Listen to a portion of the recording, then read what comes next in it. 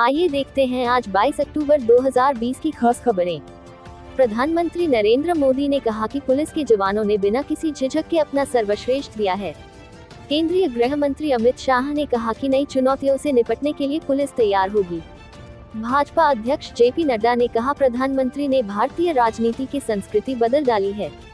मुख्यमंत्री योगी आदित्यनाथ ने कहा माफिया पर शिकंजा सभी जेल के अंदर है। केंद्रीय मंत्री प्रकाश जावड़ेकर ने कहा कि 30 लाख से अधिक केंद्रीय कर्मियों को बोनस मिलेगा। सपा अध्यक्ष अखिलेश यादव ने कहा उत्तर प्रदेश में थम गया है विकास का पहिया।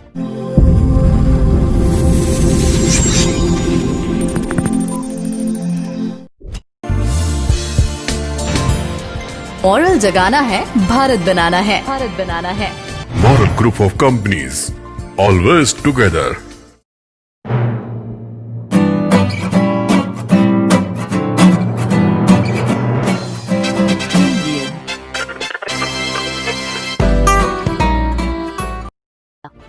आइए देखते हैं बिस्मिल्लाह खान के फैजाबाद अयोध्या से यह रिपोर्ट। अयोध्या जनपद में आलू के बीज के लिए मारामारी शुरू हो गई है। शहर के सिविल लाइन क्षेत्र के उद्यान विभाग में भोर से ही किसानों की लगी लंबी लाइन लग गई। सैकड़ों किसान आलू की बीज लेने के लिए भोर से ही लगाकर आलू के बीज की चाहत में खड़े रहे। उद्यान विभाग के बाहर अयोध्या जिले के सभी ब्लॉक के प्रभारी भी मौजूद रहे। केवल तारुण ब्लॉक के प्रभारी मौके पर नहीं पहुंचे।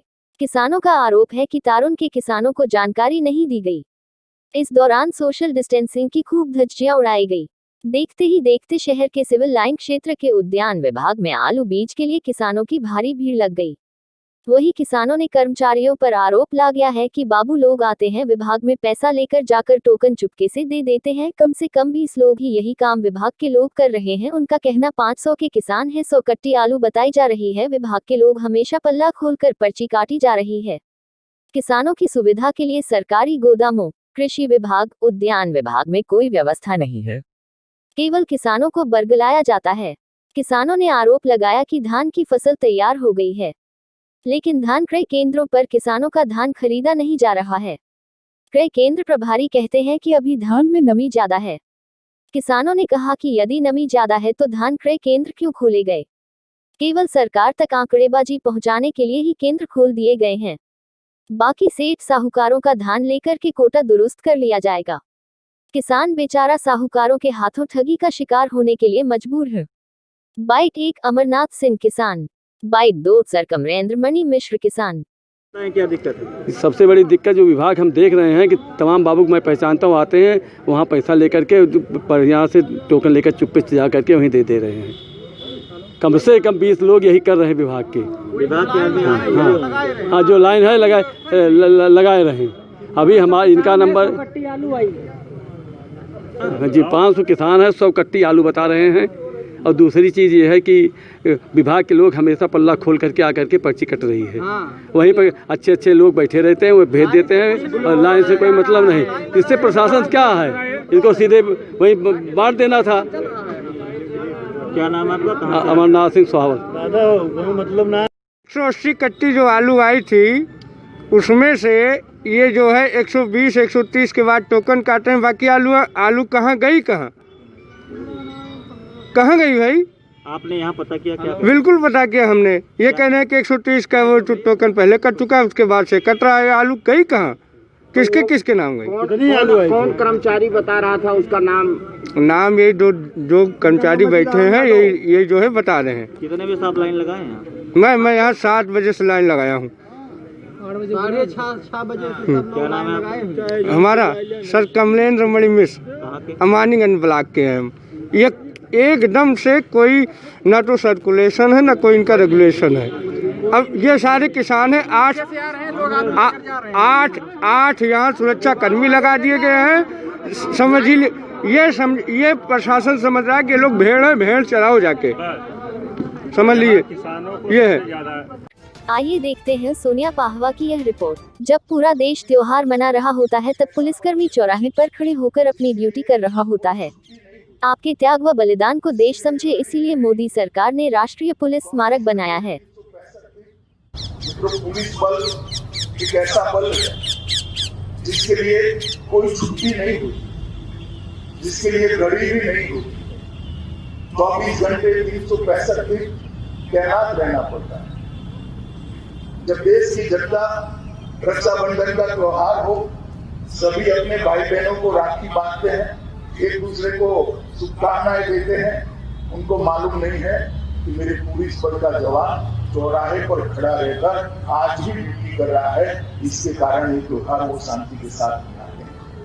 होली के रंग बिखरते हो, ईद का मिलन होता हो या दीपावली के दिए जलते हो, पुलिस के जवानों को छुट्टी नहीं होती है, वो अपनी ड्यूटी करते रहते हैं। और इस आपकी कर्तव्य परायणता को पूरा देश भली भांति जाने, इसलिए इस पुलिस स्मारक को हम ज्यादा से ज्यादा जनता के बीच में ले जाने का प्रयास कर रहे हैं। 2019 में जब देश के प्रधानमंत्री नरेंद्र मोदी जी बने, तब 2014 में जब देश के प्रधानमंत्री नरेंद्र मोदी जी बने, तब एक निर्णय लिया गया कि एक ऐसा स्मारक बने कि जिसके कारण ये हमेशा के लिए देश के लोगों को याद रहे कि कितने पुलिस जवानों ने शहादत दी है। और मुझे कहते हुए हर्ष है कि आज 2018 अक्टूबर को 21 अक्टूबर को मोदी जी ने जो स्मारक समर्पित किया, आज गौरव के साथ सभी पुलिस कर्मचारियों की शहादत का एक स्मारक बनकर यहाँ पर। आइए देखते हैं खान रईस अहमद की यह रिपोर्ट। 2019-20 में कर्तव्य का पालन करते हुए 9 बहादुर पुलिसकर्मी शामिल है। शहीद पुलिसकर्मियों को श्रद्धांजलि अर्पित की। केंद्रीय अर्धसैनिक बलों व सेना में कार्यरत 26 करोड़ 95 लाख की आर्थिक सहायता की गई। कानपुर में शहीद पुलिसकर्मियों के लिए 50 लाख के बजाय 1 करोड़ धनराशि विलंबित सभी भुगतान करवाया। 49,568 आरक्षियों की भर्ती शुरू की गई इस सरकार में। प्रदेश में कोई ऐसा संगठित अपराधी जो प्रदेश में कोई कार्य कर रहा हो, या तो वो जेल में है या आत्मसमर्पण या फिर मुठभेड़ में मारे गए। सरकार में कानून के बल पर अपराधियों में भय पैदा रखना हमारी प्राथमिकता है। महिलाओं व बच्चों के प्रति अपराध रोकने के लिए महिला आयोग बाल सुरक्षा संगठनों की स्थापना की गई है। एंटी रोमियो द्वारा विशेष अभियान चलाया जा रहा है। यूपी में विशेष सुरक्षा बल का भी गठन किया गया, जिसमें प्रतिष्ठान, धार्मिक स्थल, विशेष स्थान के साथ कई महत्वपूर्ण स्थानों की सुरक्षा के लिए ये बल विशेष सहायता देगा। सीएम योगी गैंगस्टर एक्ट के तहत अपराधियों के 596 करोड़ रुपए की संपत्ति जब्त की गई। गाजियाबाद और झांसी परिक्षेत्र में विधि विज्ञान प्रयोगशाला का निर्माण होगा रहा है, जल्द ही उनका लोकार्पण किया जाएगा। माफियों के सहयोगियों पर प्रभावी कार्यवाही की गई। अवैध रूप से कमाई गई 300 करोड़ से अधिक संपत्ति को सरकार से जब्त किया। ध्वस्तीकरण की कार्यवाही से अपराधियों में भय का माहौल है। सीएम का संबोधन खत्म। के लिए मैं सभी पुलिस कार्मिकों का अभिनंदन करता हूं। प्रदेश में अपराधियों पर कड़ा शिकंजा कसने के लिए गैंगस्टर एक्ट के अंतर्गत 34,217 अभियुक्तों को गिरफ्तार कर जेल भेजा गया है। गैंगस्टर अधिनियम के अंतर्गत 596 करोड़ रुपए मूल्य की चल अचल संपत्ति के जब्तीकरण की कार्रवाई की गई है। इससे समाज में एक बेहतर संदेश गया है। इस अवधि में एसटीएफ द्वारा न सिर्फ संगठित अपराधियों के विरुद्ध कार्रवाई की गई, अपितु विभिन्न प्रतियोगी परीक्षाओं की शुचिता सुनिश्चित करते हुए आर्थिक अपराधों पर भी प्रभावी नियंत्रण किया गया है। एसटीएफ द्वारा 313 सराहनीय कार्य किए गए, जिनमें 11 दुर्दांत पुरस्कार घोषित अपराधी साहसिक मुठभेड़ में मार गिराए गए। 648 कुख्यात व इनामी अपराधियों को गिरफ्तार किया गया।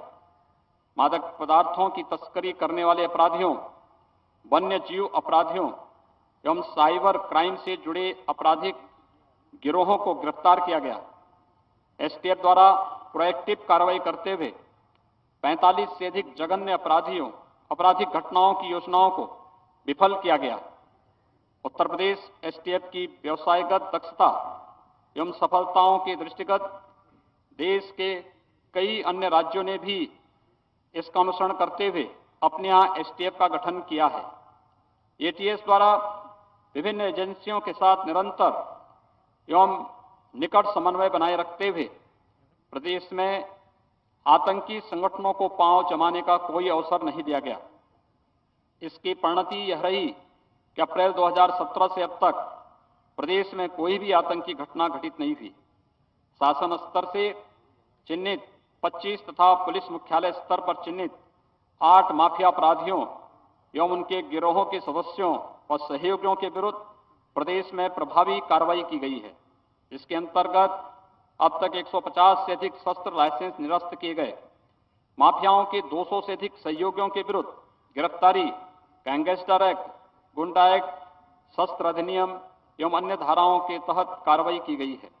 इस कार्रवाई में 300 करोड़ रुपए से अधिक मूल्य की सरकारी संपत्ति को अवैध कब्जे से मुक्त कराने के साथ साथ उनके ध्वस्तीकरण और जब्तीकरण की कार्रवाई भी की गई है। पुलिस मुख्यालय द्वारा विकसित mobile communication plan C plan app को नियमित एवं निरंतर प्रयोग मुख्यालय एवं जनपदीय अधिकारियों द्वारा। आइए देखते हैं प्रथम सिंह और निखिल मिश्रा की यह रिपोर्ट। लखनऊ विकास प्राधिकरण की अतिक्रमण पर कार्यवाही। अवैध कब्जा और अतिक्रमण के खिलाफ बड़ी कार्यवाही। LDA लगातार 2 दिन कर रहा है कार्यवाही। सेक्टर सी सोपान एन्क्लेव में चल रहा है अतिक्रमण के खिलाफ कार्यवाही। मौके पर लखनऊ विकास प्राधिकरण के अधिकारी और भारी पुलिस बल मौजूद। प्रियदर्शनी कॉलोनी सीतापुर रोड पर अतिक्रमण के खिलाफ कार्यवाही। कानून व्यवस्था की विभिन्न चुनौतियों का सफलतापूर्वक सामना कर शांति व्यवस्था एवं अपराध की स्थिति को सर्वथा नियंत्रित रखा है। हमारी सरकार की अपराध एवं अपराधियों के प्रति जीरो टॉलरेंस की नीति है। इसके परिणाम स्वरूप विभिन्न जनपदों में दुर्दांत अपराधियों के विरुद्ध कार्रवाई के दौरान 20 मार्च 2017 से 5 अक्टूबर 2020 की अवधि में कुल 125 अपराधी मुठभेड़ में मारे गए, 2607 घायल हुए। इस कार्रवाई में पुलिस बल के 13 जवानों ने अप्रतिम शौर्य का प्रदर्शन करते हुए वीर गति प्राप्त की और 988 पुलिसकर्मी घायल भी हुए। इस अवधि में 9578 पुरस्कार घोषित अपराधियों को गिरफ्तार किया गया। वर्तमान में प्रदेश में कोई ऐसा संगठित अपराधी नहीं जो जेल के बाहर स्वच्छंद विचरण कर रहा हो। ऐसे अपराधी या तो जेल भेज दिए गए हैं अथवा गिरफ्तारी के दौरान आत्मरक्षार्थ पुलिस कार्रवाई में मारे गए हैं। इन कार्रवाई के दौरान अद्भुत शौर्य का प्रदर्शन करते हुए पुलिस के नौजवान वीरगति को प्राप्त हुए हैं। पुलिस की इन कार्रवाइयों ने समाज में सभी वर्गों, विशेषकर महिलाओं, बालिकाओं, कमजोर वर्गों एवं व्यापारियों में सुरक्षा की भावना को और सुदृढ़ किया है। प्रदेश सरकार की प्रतिबद्धता तथा पुलिस के समन्वित प्रयास। 27 खेल संघों को मान्यता देगा भारतीय खेल मंत्रालय। महाराष्ट्र में अब बिना इजाजत जांच नहीं कर सकेगी CBI। इलाज में लापरवाही पर PGI चंडीगढ़ भरेगा 17 लाख का हर्जाना। सेवायोजन विभाग के जरिए नियुक्त होंगे आउटसोर्स कर्मी। SEBI प्रमुख अजय त्यागी ने कहा कि महामारी के बाद शेयर बाजारों में उछाल अनायास नहीं है। भारत अब खुद करेगा सोने के भाव।